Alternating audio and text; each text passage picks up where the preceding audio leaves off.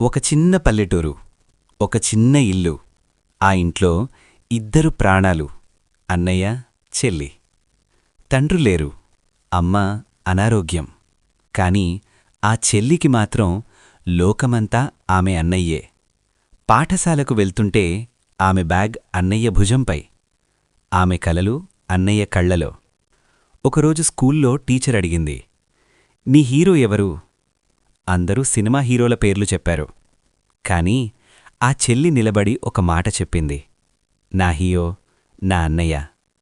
ఆ మాట విన్నప్పుడు ఆ అన్నయ్య గుండెలో ఏదో కొట్టుకుంది. ఆ రోజే అతను నిర్ణయించుకున్నాడు, నా చెల్లి కన్నీళ్లు నేనుండగా పడకూడదు. తన చదువు ఆపేశాడు, రోజంతా పనిచేశాడు, రాత్రి ఆకలితో నిద్రపోయాడు. కాని చెల్లి ఫీజు మాత్రం ఎప్పుడూ లేట్ కాలేదు. సంవత్సరాలు గడిచాయి. ఆ చెల్లి డాక్టర్ అయింది.